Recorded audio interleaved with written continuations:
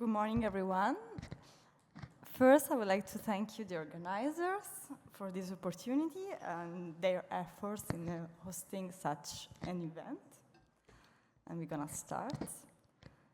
So this presentation explores the complex trading networks of southeastern Arabia during the late 2nd millennium B.C.E. to 1st century A.D., using the rich archaeological evidence from Abraq II graves in al-Quwain as a lens.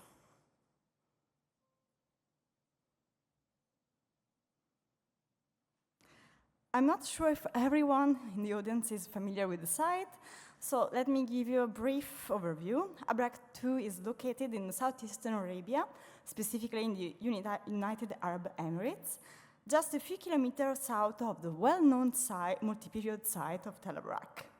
This region has long been a crossroads of cultural and economic activity, and the proximity with Tel Abraq highlights the significance of Abraq II within this dynamic archaeological landscape. In 2018, the Tourism and Archaeology Department of al-Quwain began investigating the site of Abraq II.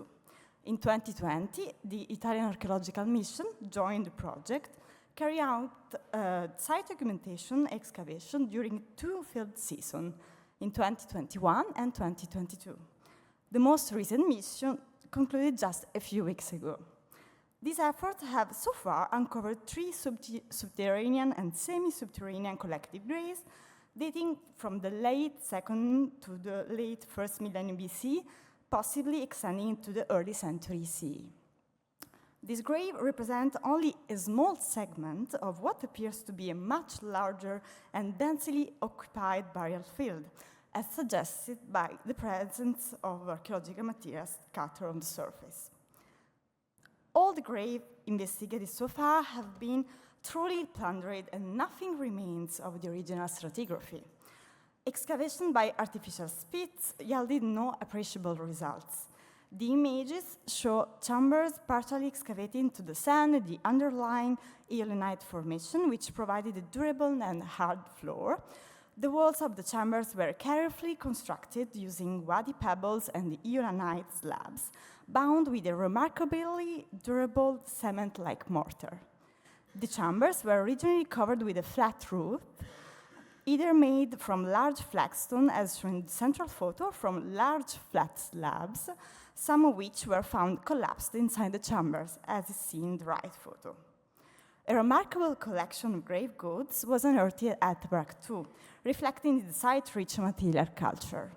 Over 3,000 small finds were discovered within the looted tombs, including a diverse array of artifacts such as stone vessels, beads, metal objects, seals, and golden ornaments. In addition to this, the excavation yielded more than 3,200 fragments, on which nearly 100 complete vessel profiles were identified. Given the focus of the conference, we will not delve into the locally produced material, and the presentation is going to focus on the imported goods, which constitute approximately 20% of the total assemblage, offering valuable insights into the region's trade connection and cultural exchange. The architecture of the grave is the first element we can consider from the perspective of identifying possible influence or inspiration from other areas. Leaving aside the evident difference between the excavated graves, we can generally refer to Abraq II graves as long chamber graves, either subterranean or semi-subterranean. This type of graves become rather common in the north part of the Oman Peninsula, starting from the first half of the 2nd millennium BC, although not necessarily too close to its beginning. It has been suggested that a source of inspiration, if not directed derivation, could be found in examples of underground chamber graves investigated in the Pushtiku region of Luristan, although they date to an earlier period. Indeed, although the Luristan connection can find other echoes, as will be shown later, the similarities are not too strict, especially when the building technique is concerned. Besides, the remarkable variety of morphologies within this broad hypothetic type seems more a legacy of the great variability recorded in the preceding Wadi Suk period graves in the Oman Peninsula. Among all the objects recovered, we begin with the pottery assemblage, which represents the large category in the corpus. Most of the pottery originated from local production sites spread across the Oman Peninsula, showcasing a well-established regional ceramic tradition. However, 15% of the assemblage consists of non-local or imported ceramics, highlighting the site's active participation in extensive trade networks. The first group of non-local pottery we will discuss is the bichrome painted pottery. And here you can appreciate some of the finest examples recovered from the graves at Abraq too. These vessels are made from gritty fabric, predominantly handmade, even if occasional whale-made examples have been identified. The decoration is remarkable, featuring black and red painting with intricate motifs that include geometric patterns such as triangles, crows, and star-like flower, as well as a naturalistic depiction of animals like fish. These motifs are meticulously arranged in horizontal bands or metopes, bordered by complex filigree-like patterns that enhance their visual appeal. In terms of form, the vessels show a diversity of shapes with spouted vessel and small closed spots as tested. The first part that comes to mind when thinking about bichrome painted pottery that aligns with the dating of the graves at Abraq II are located in Iran. This category of ceramics is well represented and at several significant sites. Starting with Godin Tepe, we observe jars decorated with complex motifs arranged in horizontal bands, a characteristic feature that resonates with the stylistic approach of bichrome pottery from Abraq II. Moving to Sialk, we find spouted vessels that bear similarity to those discovered at Abraq II. However, the Sialk examples stand out due to their monochrome patterns, which differ from the bichrome designs. At Tepe Jihan, the vessels display a variety of distinct decorative patterns, including hatch-kite shapes, sun motif, and wide lines. This design highlights the diversity and the creativity represented in the Iranian ceramic tradition, offering parallels with the decorative repertoire of Abraq II. Finally, at Hasanpur, we also encounter bichrome pottery with triangles and dots as the primary decorative elements. Looking far to the east, we find another group of bichrome painted ware with notable parallels. This category connects with what is commonly referred to as Londo pottery, a ceramic tradition widely distributed from Baluchistan to Iran. The general time frame for this pottery spanned from the 4th century B.C.E. to the 1st century C.E., as established through comparative analysis and radiocarbon datings.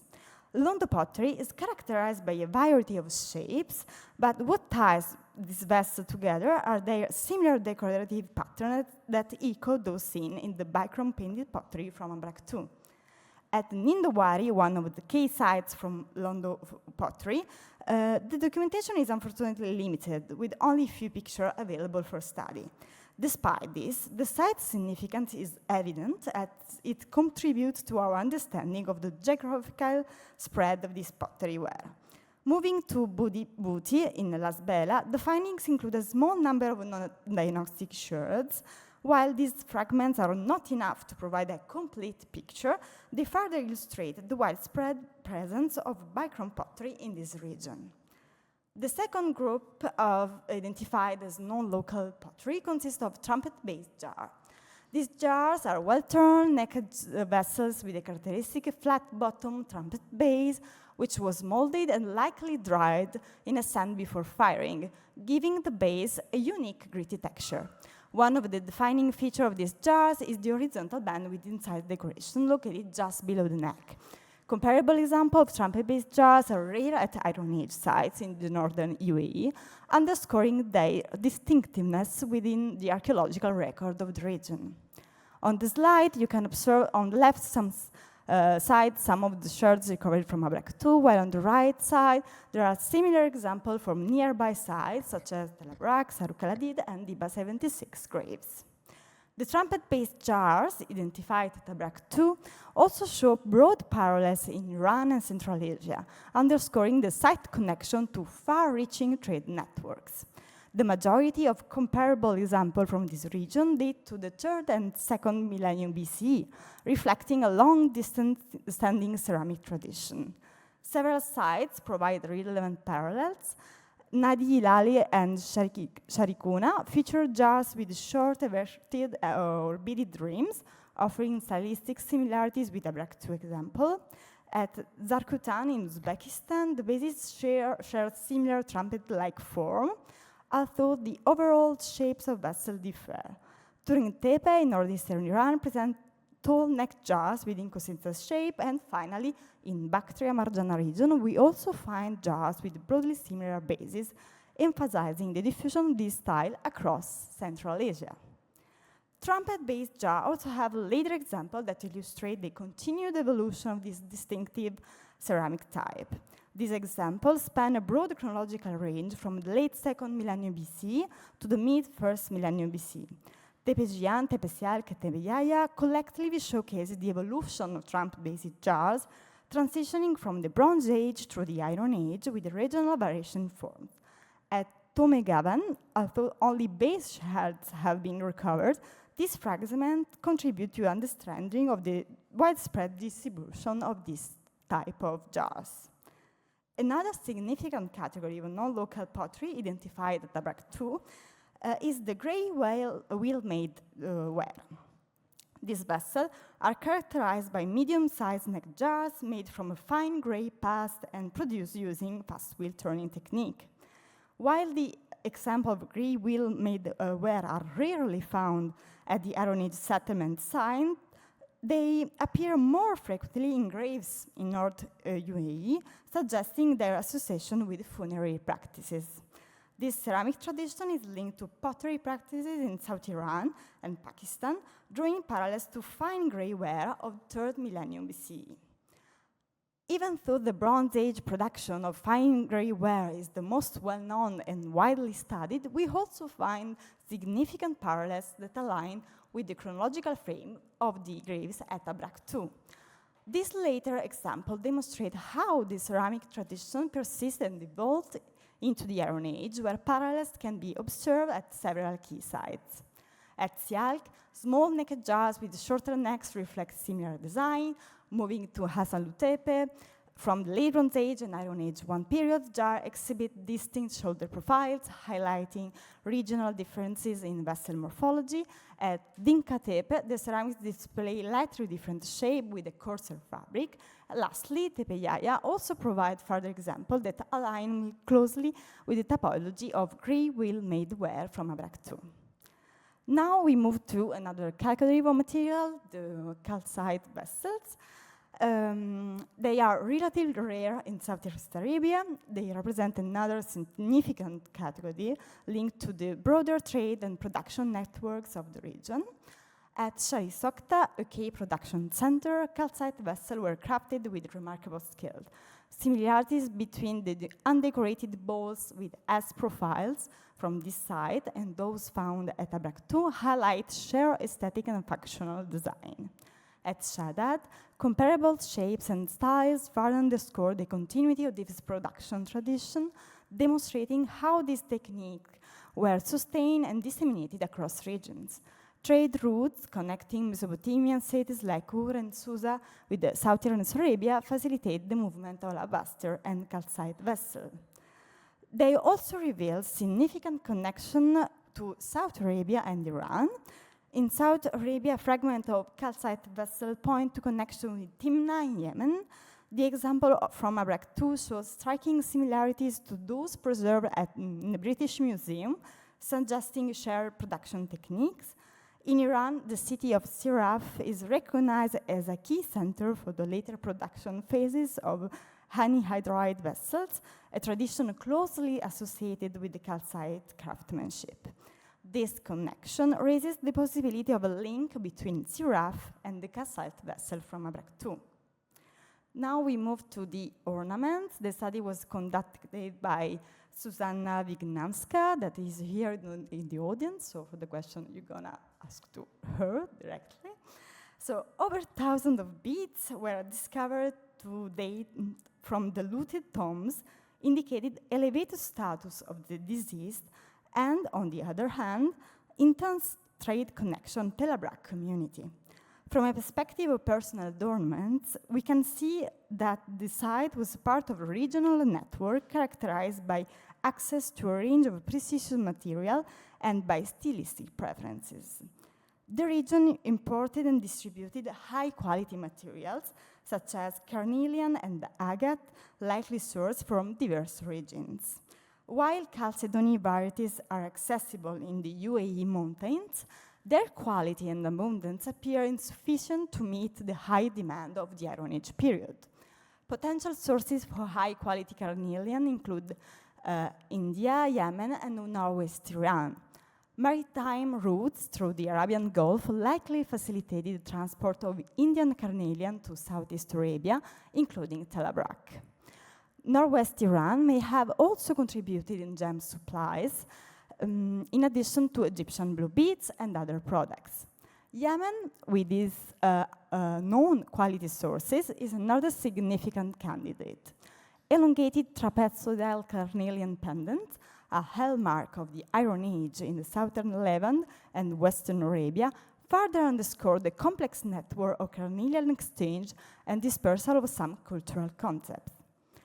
Common among the Abraq II assemblage are gold ornaments, primarily granulated beads and crescent-shaped nose rings. While most gold ornaments exhibit a local touch, the precise gold source remains undetermined. Some pearls can drawn with the Yemeni kataban, particularly in carnelian pendants set in gold and granulation techniques.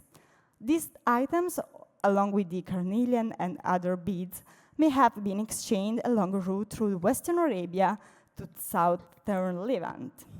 This exchange likely involved both material goods and technological knowledge, as evidenced by the spread of granulated gold beads, yellow jasper, and potentially other gems.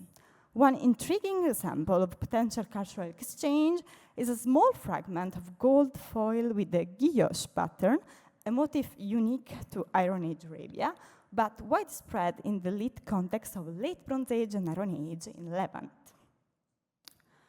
Now we're gonna move to the Egyptian blue beads, likely sourced from northwestern Iran, is another example of intricate trade contacts. The white rose material ingots were found at Hassanlu, where it was used to produce jewelry and other decorative elements.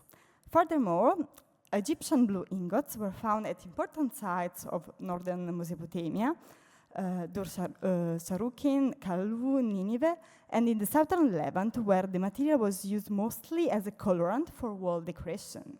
The presence of Egyptian blue beads at Abraq II underscores the site's involvement in the exchange of luxury goods. The trade in beads and gems, the adaptation of special types of beads, and movement of bead makers are in any case difficult phenomena to confirm and reconstruct. It is always challenging to interpret whatever we deal with direct imports or down-the-line distribution. Undoubtedly, the trade in ornaments was concurrent with the trade in other prized commodities. The exchange of ornaments between southeastern Arabia and Kataban was likely intertwined with the aromatics trade. Several Neo-Syrian cuneiform texts attest to Mesopotamian roles as a significant recipient of aromatics, camel, textile, and gemstone sourced from Arabia and trade with Tema. The latter were destined for temples or royal gifts. Written records illuminate a segment of this trade route extending from Western Arabia via the Levant to northern Mesopotamia.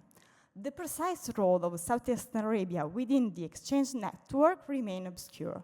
However, the abundance of important ornaments at Abraq II suggests an active involvement. A class of particular objects that also illustrate the reception of foreign goods are seals. So far, 3 seals were discovered. 2 can be dated to the second half of the second millennium and reflect sealing tradition alien to the region. One is a dome-shaped stone stamp seal, clearly related to the Dilmun glyptic, although the issue of its production appears to be left open. Is an import, a local limitation, while the second seal, only discovered a couple of weeks ago, is a cylinder seal made in light faience that is significantly mindful of another specimen discovered at Abraq in 1989 and of a more recent discovery from long chamber grave of Taba in Oman. Both were connected with the late Middle Elamite Luristan Provençal style dated between 1050-1000 BC. The third seal is a fragmentary pyramidal stone stamp seal. This type of seals, or maybe pendant, represent the only local production dated to the first millennium BC. So, the revealed trade routes associated with Abraq II highlight the scale and the complexity of ancient networks that link southeastern Arabia to major regions including Iran, Iraq, Baluchistan, India, Mesopotamia, the Levant, and Western Arabia. The grave goods uncovered provide valuable insights into the dynamics of trade and cultural exchange, with a particular focus on period from the end of the Bronze Age and milling during the Iron Age. Moreover, certain materials, such as pottery and beads, share origin in specific regions like Iran and Yemen, suggesting they likely travel along shared trade routes. To conclude, the graves goods undiscovered at this site highlight the profound interconnectedness of southeastern Arabian community with broader trade network, reflecting their active engagement in regional and interregional exchanges. The multi-period site of Tel Abraq, to which the graves of Abraq II are closely linked, emerged as a key node within extra-regional network, playing a pivotal role in the circulation and distribution of luxury goods across the region. What we can see here is not an isolated phenomenon, but the continuation of trade and cultural exchange network established during the Bronze Age, which evolved and persist in various forms well into the pre-Islamic period. The trade of artifacts during the Iron Age was anything but straightforward. It revealed a complex, multi-stage process where items rarely traveled directly from their origin to their final destination. Finally, the story of Abraq II is far from complete. Continued excavation and detailed analysis at the site will hopefully shed light on the nature, scale, and social dynamic of this ancient trade network. Thank you so much, and I would like to thank you, the Department of al-Quwain, and all the members of the Italian Archaeological Mission. Thank you.